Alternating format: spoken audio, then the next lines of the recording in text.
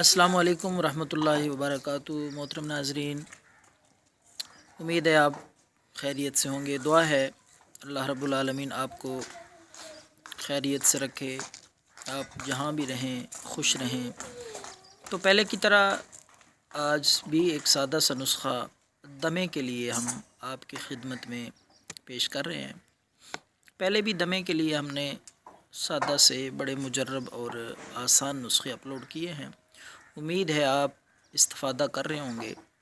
ये नुस्खे अपलोड करने का सिलसिला काफ़ी अरसे से हमने शुरू किया हुआ है, जो कि माज़ अल्लाह की रज़ा के लिए, लोगों के फ़ायदे के लिए, ताकि मखलूक़ खुदा को फ़ायदा पहुँचता रहे। बेज़रर और बड़े ही मुजर्रब नुस्खे इंशाअल्लाह आपके लिए लाते रहेंगे। तो आज का नुस्खा भी दमे के लिए, बलगम के लिए इंतहाई आसान और बड़ा ही मौसर नुस्खा है। तो नाजरीन, आपने 2 तोला शहद ले लेनी है। खालिस शहद हो, 2 तोला खालिस शहद लेकर उसमें आपने 12 कतरे कलवंजी का तेल किसी अच्छी सी दुकान से, इंसार स्टोर से ख़रीद लें।